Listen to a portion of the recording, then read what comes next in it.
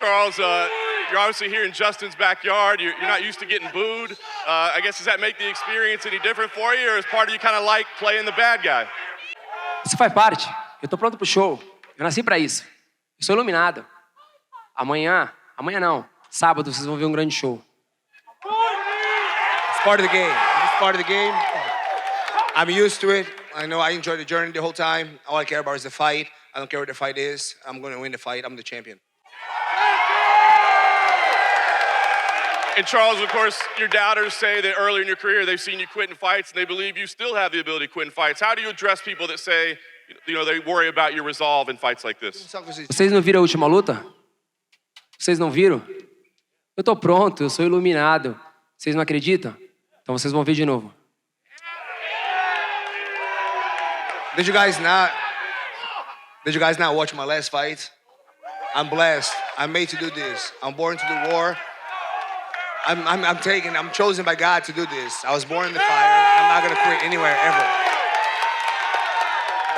This man's the champion for a reason. Every criticism I've ever had is a child. We were talking about a kid. He came here 20, 21, 22 years old. I wouldn't have been ready to go through what he went through, 22 to 30 years old. Now we're talking about a man with confidence, one of the best in the world, the champion right now. Can't wait to take what he has. This will be my biggest accomplishment. I will say it over and over. Any fight at this level is going to be mentally taxing. You have to be perfect. First one to make a mistake will end up in a bad position, and that's why I love this sport. It takes one shot to put a dude out, one position to fall in, one submission. It doesn't matter. I'm here for war. I wish we didn't have to talk about it because war doesn't involve talking. And here we are. You used to be the underdog, and you feel comfortable with that. Now you are the favorite. That make any different kind of pressure? How do you feel with that?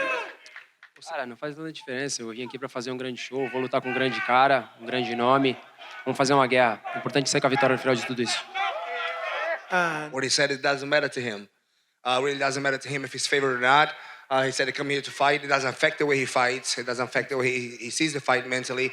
He just said he's here to win. He came here to do his job. He feels good, and he's gonna walk out the champion.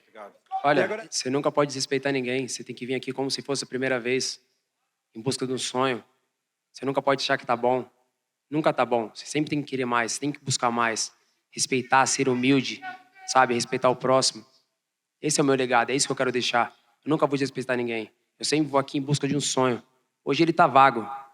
Amanhã ele é meu de novo. Esse é o time da coisa. The question was, he's been around the sport for 11 years. He's seen a lot of champions fall, a lot of champions rise. How does he see his own career as a champion? The answer was, I don't see the belt as mine. I always see that I have to go and fight for it. I stay grounded. I work always hard. I stay humble to my family. I stay loyal to my team. I don't get let the press and all the fame and everything else to my head at all. I pay back to my community, and my legacy wants to be remembered as a person that came from nothing, from nobody, and climbed all the way up to the top and got all the way to the top without ever having to step in anybody to get there. That's my legacy. How will you look to mitigate his reach while evading his sharp Muay Thai skills? Yeah, I got the best coach in the world, and we work on the basics every day. It's creating angles, controlling distance. That's the most important factor in a fight is who's going to control the distance, and I have to win that battle. I'm curious, what do you think the biggest difference is in you since that first fight? Spiritually, I'm transformed.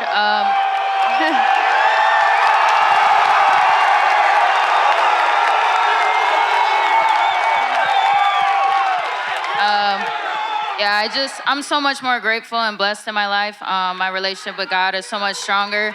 And I just owe him everything. So that's the main difference. I think Rose has come a long way. She was, pretty early on in her career when we first fought, only had a few fights under her belt, and she was still able to accomplish so much. For me, she's come so far and had a lot of wins, gotten the belt, and then lost and got it back. To me, that shows so much resiliency and so much growth in her game that 8 years later, we can still be here at the top fighting for the title. Sometimes in rematches, the fighter that loses the first bout fights with their heart instead of their head, letting emotion drive them through some of the exchanges. As people felt Piotr Jan did with Aljamain Sterling last month. What are some things you do or tell yourself to stick to the game plan and avoid letting revenge cloud your focus? Just coming to peace and contentment with the past.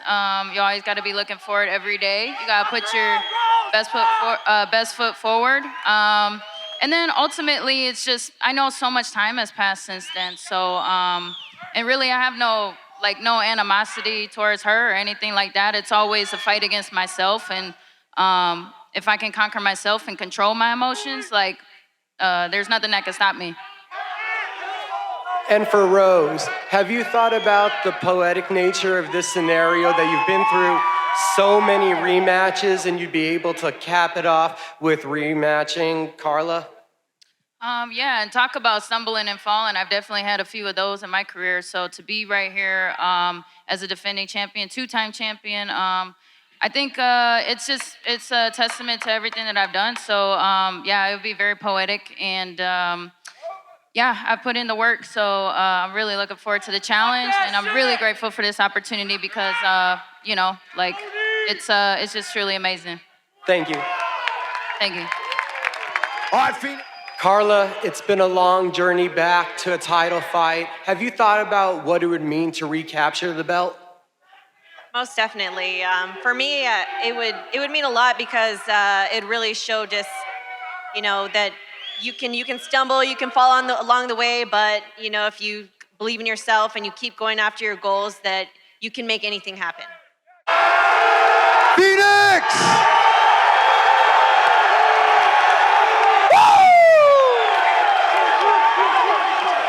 I was going to ask this later, but what is it like to be, obviously, this is a big week for the Mexican Americans here in downtown Phoenix, you, of course, of Mexican descent. How important is it to fight here in Mexico with this reception you got today? Oh, man, it's been a year since I've been inside that octagon. I can't wait to show up for you guys on Saturday. Put in a lot of time, a lot of effort. Let's go. It's going to be a great fight.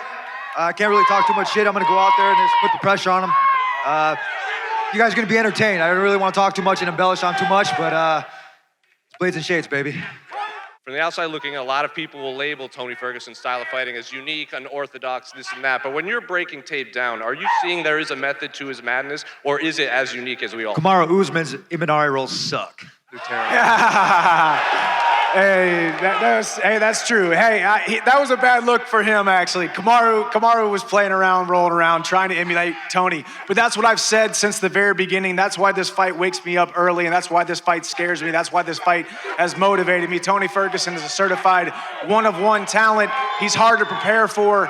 Nobody in the gym can show me that look. And I think there is a method to his madness, and his win streaks have showed it. I'm going to go out there and compete and hopefully get a finish. You fought the guys in the main event, and I know that you still want to get in that title picture. Is there one you'd rather fight again out of Charles and Justin? Yeah, Charles. I'm gonna be real, and Gaethje.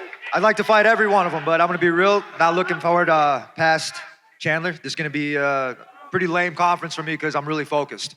I put all the time, I put all the energy in where I need it to be.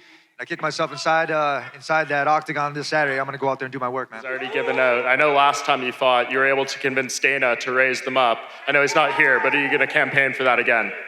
I'd say let's get some insurance for these fighters. Let's raise the tier up, you know what I mean? When they did the Reebok deal, they had tiers, so how many fights you had inside the octagon? I'd say we do the same thing, man. We all have families, we all have to support our systems. And let's do that shit, man. I don't know, Dana's not here, but insurance. I want bigger bonuses. Bigger bonuses. For sure, and health insurance. But bigger bonuses. Grown-ass man, I have to look forward to my family, so insurance is cool for me. I'm having fun now.